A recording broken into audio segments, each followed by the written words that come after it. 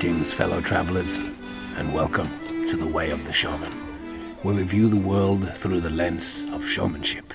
I am your gracious host, Captain Frodo, and welcome to this here bonus interim episode between seasons. I have not been resting on my laurels. I have been working fastidiously on writing a book. It's called The Way of the Shaman, a philosophy on showmanship, and it is something that I will be sharing with you in the next few months. And I have a grand plan worked out for how to do all of that and set it up so that we can share both that and these regularly scheduled episodes. The book is kind of the philosophical underpinnings for everything that I have thought, and I have learned an enormous amount from trying to organize all of my thoughts, place them all in order so that when you start in the beginning, you can build a foundation that becomes more and more of a grand structure. It's trying to organize all the things that I have thought, my process for how I create shows and how I introduce meaning and purpose both into my life and into the work that I create. So I'm looking forward to sharing all of that with you. But for now, let's go back in time to the very beginning of the Divine Comedy, where Dante says, "In the middle of the road of my life, I awoke in the dark wood. In the middle of the road of my life, I awoke in the dark wood, where the true way was wholly lost." The true way was wholly lost. Such begins Dante's great Divine Comedy, and I feel it fits with my particular situation. As those of you who have listened from the very beginning of this podcast to the very first episode called The Day Showbiz Died, you will know that the shutting down of Las Vegas, the shutting down of the whole world of showbiz, coincided with my birthday. My birthday is on the 12th of March, and this all was also wrapped up with my family from Norway being en route to America on the 11th of March, about to take a plane and land in Las Vegas on the 12th of March. And you can hear all about that in the first episode, so I won't recapitulate that for you now. But that means that the day that really became the beginning of the end, the last few moments before the grand midway, the grand carnival that is Las Vegas, shut down its casinos, shut down its rides and its glorious sideshow shows and main stage shows and 3-ring circuses. Along that way, some of those companies will never open the doors again. It's a crazy thing, but that all coincided with me and my birthday, and that means that it's my birthday again. And I'm 45 years old. I am halfway through my life, if I am lucky. So I'm in the middle of the road of my life, and I have awoken in the dark wood, and the true way is wholly lost. But of course, it's not wholly lost. It's not completely gone. There are still things happening. I have my fingers crossed. The vaccine seems to have been doing wonders over in America, and some of the Spiegelworld shows are opening in the next few days. And the 25-foot rule, the rule that the audience had to be 25 foot or was it 26 foot away from the performers even when they're wearing masks, that's been cut down to 6 feet. So that means that many of those shows can open again. I know this is the first step towards getting some of the shows back up and running in Las Vegas, and hopefully they can do that without putting people at risk. Who knows? It's still a very fragile world out there. Norway just announced tighter restrictions just yesterday, so shows aren't opening here in the next few days, so there's going to be restrictions until May, so who knows how it all goes. But 1 year ago, I just got to think back now. 1 year ago today, that was kind of the beginning. Well, as Raoul Duke says in Fear and Loathing in Las Vegas, he says, on leaving Las Vegas, he says, the decision to flee came suddenly. Or maybe not. Maybe I had planned it all along, subconsciously waiting for the right moment. The bill was a factor. I think because I had no money to pay for it. Our room service tabs had been running somewhere between $29 and $36 per hour for 48 consecutive hours. Incredible. How could it happen? But by the time I asked this question, there was no one around to answer it. That rotten attorney of mine, Dr. Gonzo, was gone. He must have sensed the trouble. I find like this quote too has just been going through my head. The decision to flee came suddenly, or maybe not. Maybe I'd planned it all along. This was the case for me too. The shows closed down at... it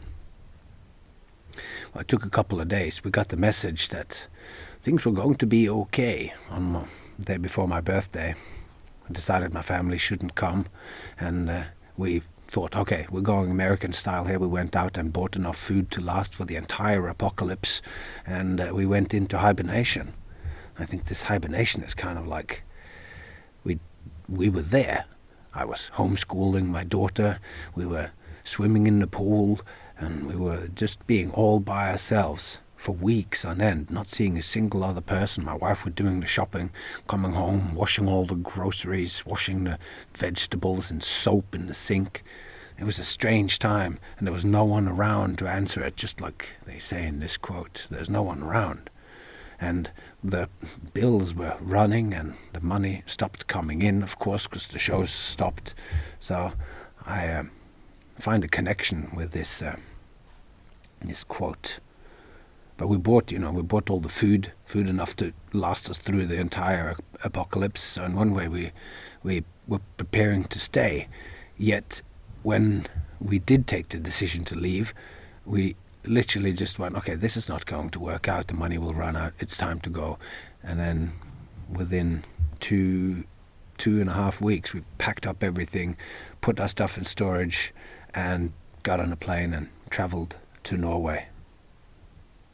And of course, when I got here, things were a lot better.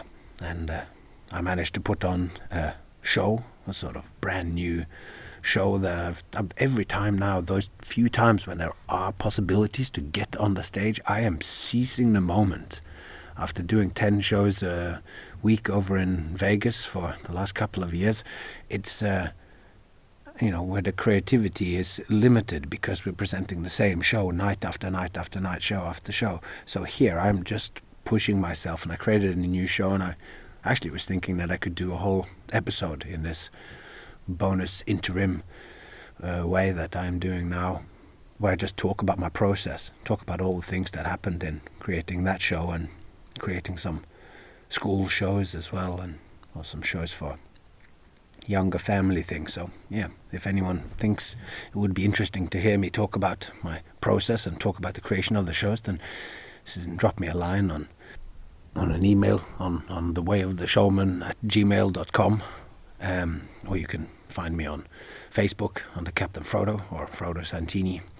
Both of these places will direct you to me and tell me what you think. But anyway, where was I? Yeah, I've been writing the book, and we had bought all the food to be in hibernation. And of course, we didn't end up eating that. We gave it all away to other starving artists who were trying to survive under those peculiar things. So who knows? Even though we bought all the things, the decision came suddenly, but maybe we had planned it all along, going to somewhere safer.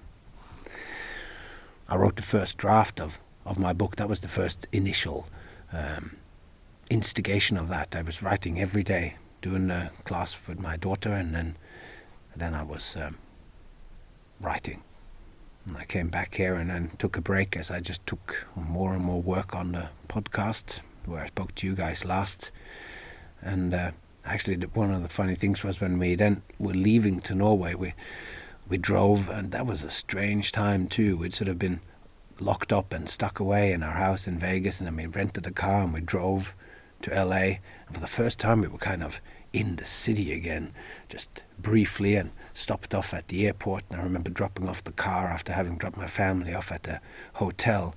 And it was just weird. Everything is so deserted, and my wife had found a hotel close enough to the airport so that I could drop off the car and then walk to the hotel. And we had the car seat in the back, and I was walking along the road, and I needed to do something with the car seat, and I just stopped at a bus stop in the middle of nowhere out at somewhere at the edge of the airport in LA. And man, what a strange time. I just dropped that car seat off and then went to the hotel again. And when we were at that hotel, we needed some extra cups to drink some coffee or whatever, and we were served by a robot. We called down to reception, and then an actual robot came up, like a rolling thing up, and it popped open its lid, and you could grab the cups from inside there. And I was like, oh wow, they were prepared for the apocalypse here.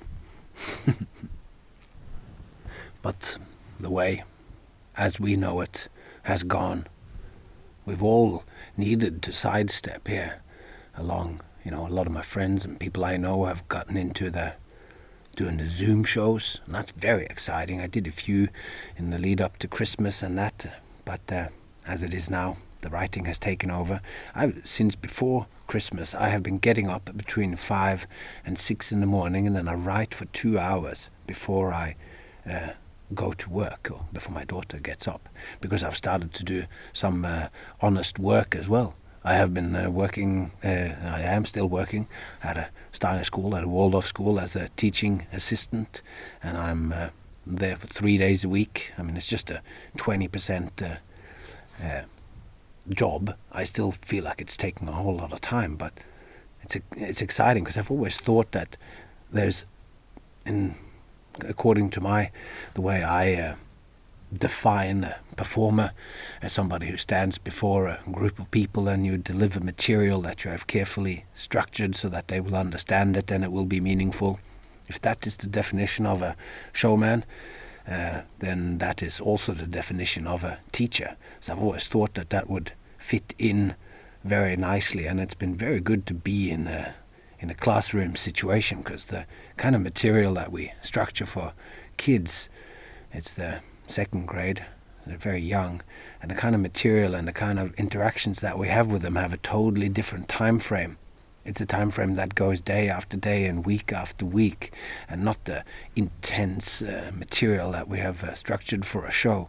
So that's been a very interesting thing to look at. What is it like to be doing this ongoing show of showing the kids the world when you do it day out and day in? It's been very nice. It is a little sidestep, and we all do what we need to pay the bills. And so many dreams that have been put on pause. It's very strange to be in one spot without being able to do the shows, because previously, all the way through my life, my life has been dictated by the shows. The show plans, where do we go, how long we are there, who we get to be with, all of that has been completely connected to a show I have been doing. So when I'm here, stuck without it, we wake in the forest, wholly lost in the middle of our life, going, what am I doing with my life? Previously, it seemed like it was all, each new gig, each new thing led further on. Now I do work in a school, and we've been installing a grey water system at our house by the lake. We dug a hole that's like 2 meters 20 deep and big enough to swallow me up. Put huge tanks in, and I've dug so much dirt. I've just been thinking of a day in the life of Ivan Denisovich and the work they were doing in the gulags there. Man, that is hard work to be digging for a living. Wow. I also saw Chernobyl, that show there, and I saw those miners in there that dug that mine under the town. Holy moly, I'm glad I played my cards differently and ended up being a showman and didn't end up becoming a ditch digger or a miner. That's hard work. Perhaps these days they use some more sophisticated and massive tools when you're doing mining than just a shovel and a pick, but still, yeah, wow. I've been shoveling a lot of gravel and dirt. It's like I've been in some sort of penal colony. But every time we go for a walk around the lake, my wife and I, we keep coming back to the same exact situation. We're just going, what are we doing? Where are we going? It's so hard to just be sitting in one place. And I think I see this reflected everywhere in everyone that I talk to. Previously, all of our decisions were taken, sort of where to live and how long to live, they were taken by work, by shows. The show plan determined how long we would live in one place and how long we would stay there and where we would live. So the decision to go to Las Vegas for us was an attempt to settle down, plant some roots, and wow, as I have described before, the Showbiz Devil went to town on that one, going, dude, don't settle down. And in a weird way, this having to leave Las Vegas like this is a weird mirror of the first time I was in Vegas as well, in 2013 and into 2014. So I left Las Vegas, or La Clique, the show that I had been in for 12 years, and the decision to flee that time, because I had to flee then too. The show closed that time as well. And that time I had actually already signed a contract with Circus Nemo, which is excellent Danish circus. So I went to Vegas knowing that I was going to spend 5 months over the summer in Denmark. But and I remember also that it was going to be a contract that was for considerably less money in Denmark than what I was making in Las Vegas at the time. And I remember having one of those weird sort of fiscal moments of anxiety where one part of me was like going, why should I go to Denmark and make less money? Because, of the... And then ultimately that question just... I answered it because of the love of it. I can hardly think of a more authentic outfit than Circus Nemo. It's such a perfect fit for me, such a beautiful little jewel of a circus. Anyway, I was making, what is the point that I'm making here? Like, why am I talking about money and all this sort of stuff? And it's, of course, because we're thinking about that more now than I am, certainly, than what I've used to. When you're employed and you're just making the money, you don't really think about what's going on. But I was questioning it then, and as a result, when I decided to go to Denmark, then less than 5 weeks after I had left to go to Denmark, the show in Las Vegas was closed. Then it wasn't a pandemic or a tsunami or anything. It was something, but it was still massive and sort of, what could you call it? It's like, it was the whole casino was sold. And that's a fascinating thing in itself, that a casino that's already up and running and it's got show going and it's got all sorts of things happening, and then the show was sold from one big finance group to another big finance group, and a new finance group decided to cancel the show, and I think they pretty much closed maybe not every single thing, but closed a whole lot of stuff and fired a whole lot of people and whatever. And anyway, I was in Denmark when all of that was shutting down last time. So as the show was shutting down in Vegas, I was still had 4 months of work in Denmark. But it's weird that both times I went to Vegas, it's been shut down by these giant impersonal forces. And that time I had chosen the art. I had chosen what was right for me as an artist, not as an economist. If I had chosen like an economist, I would have chosen differently, but because I followed my heart, I ended up in Denmark, and that led to basically me finding an excellent new friend in Søren Østergaard, who could both be my boss and also be a mentor, working with him has been amazing. It was amazing, and I hope that they get out on the road again today in Denmark. But I'm losing my way here, even as I'm speaking to you. When I chose the art instead of the money, that was what I was saying. It led to me creating a family show in Denmark together with him, and I did that for 2 seasons. And that's basically launched my whole career as a family entertainer. It stretched me out where I was thinking, if I am going to be the illuminated showman, as I like to think I am, I should be able to apply these things that I think about, that I'd been thinking about performing for adults or so in La Soirée and in Spiegel World, both in Vegas Nocturne, which the show was called in 13-14, and in Opium, which I've been in for the last 2 years, and in Circus Nemo. It's all kind of been work that has been aimed at adults. But then together with Søren Østergaard, we created this family show, and part of the inspiration was the crazy antics and crazy physical and character-driven humor of Søren Østergaard and Circus Nemo. And the other thing was that I was inspired by him just by the fact that I was actually speaking Danish. So I did a 1-hour family show in Danish, and that was an achievement in itself. And all these things were stuff that came when I was just following my art, where the art was leading me. Because this is the way, I think. This is the way, as the Mandalorian would say. It's we've got to follow the way. The way is formed for each step that I take. And as I'm coming back here, I'm finding that I am still possibly even more dedicated to the way now. With all this writing and all this creation that I've done through writing and through ordering all my thoughts, I have found that even though it's a little bit abstract now, but I found that my love, almost like, what is it, that absence makes the heart grow fonder, or is it absinthe that makes the heart grow fonder? Anyway, not being able to do so many shows has certainly made me long for it, and I just don't know, we don't know when will we have the next contract, where is the next project going to come from, and the next season. And as I ask this, I also ask, who am I? I mean, we're all asking that. I'm still a showman, or maybe more so than ever, but I have grown.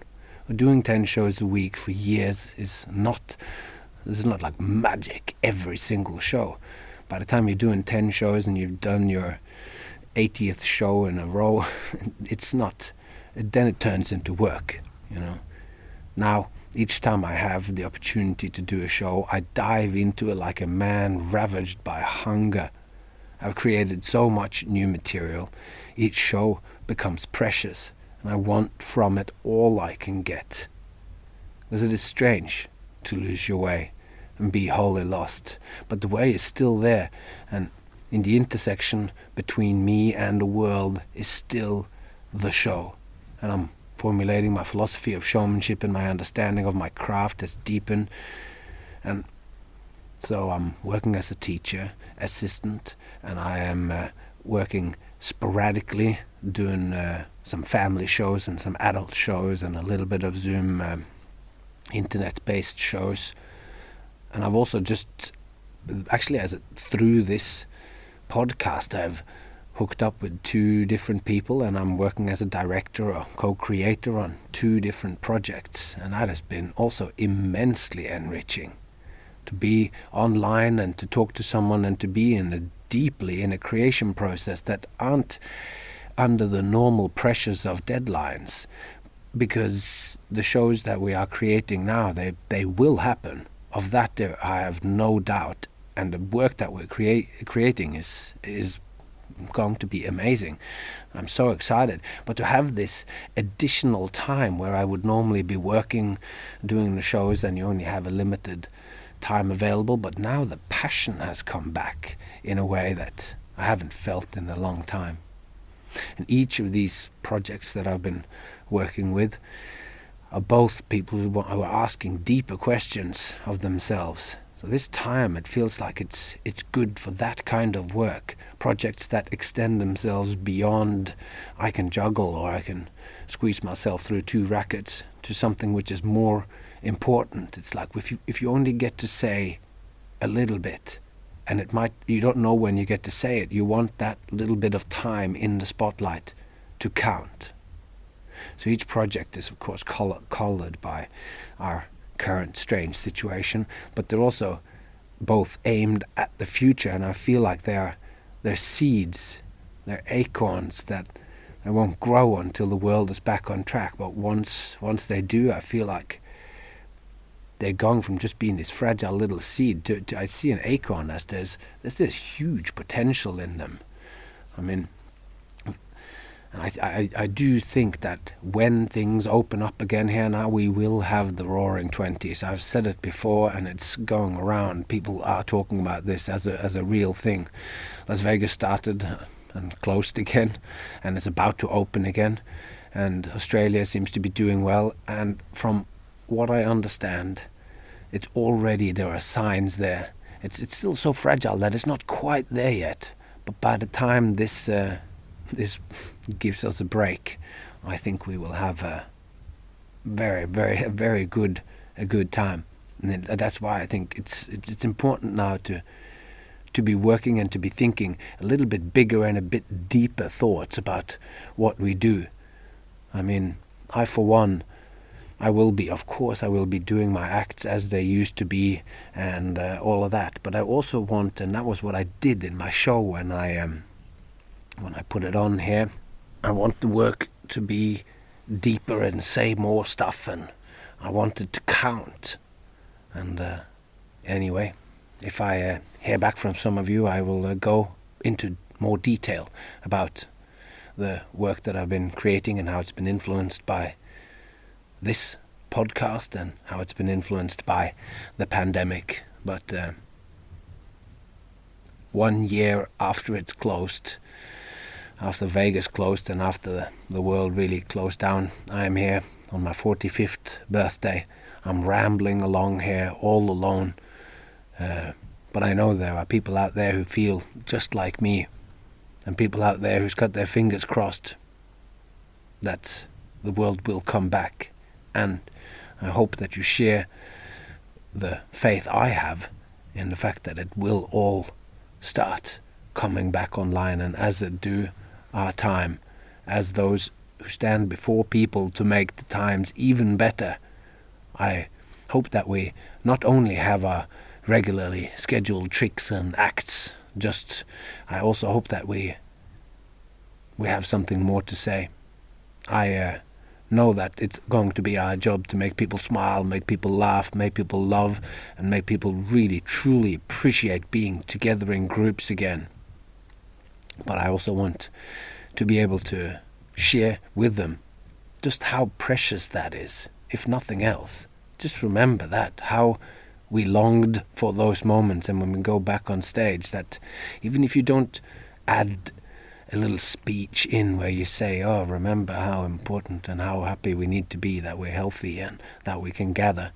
But sometimes the audience can smell that, they can feel it, they can get it in every pore from you. They can see that this is more fragile than we ever thought it was, and we should never take it for granted that the very purpose and the very thing that gives meaning to us who follow the way of the showman, the fact that we can gather audiences and stand before them and transform those experiences into real good times, for all of that we will have to treasure it and not take it for granted. I think that in this time this will be instilled in us. It certainly is in me. So that's why I think it will come out through our pores and through our art.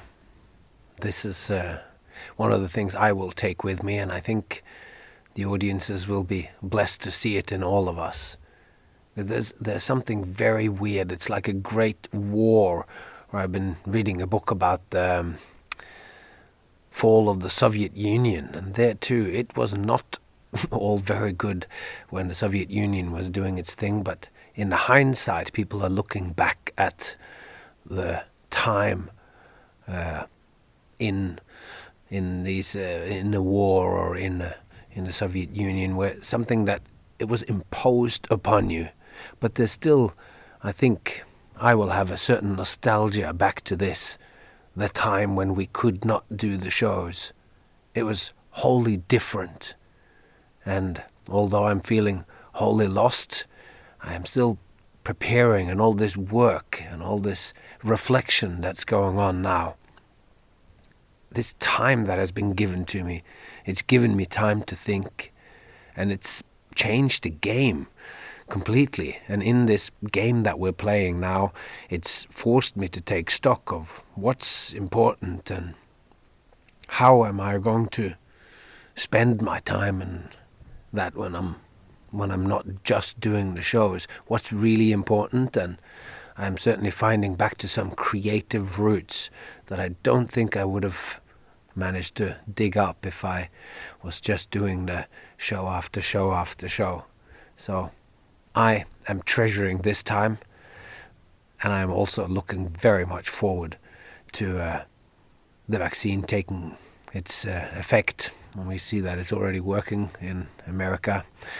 The numbers of hospitalizations and the numbers of deaths are dropping. I hope that will happen across the world. And I hope that we will stand strong, because this is a very strange time. I'm enjoying it, but I'm also ready for it to open again. This has been a long ramble. I normally script my stuff and have a lot more notes prepared, and I normally end up with something akin to an essay where I'm telling you all these things and insights that I've had. This is just one long ramble, just sharing my thoughts as to what's going on 1 year into this peculiar time. It's my birthday. I'm 45 and I'm wholly lost. But with all its sham and drudgery and broken dreams, I think it's still a beautiful world. So until we meet again, or until we start the second season of The Way of the Showman, you just have to take care of yourself and those you love, and I hope to see you all along the way.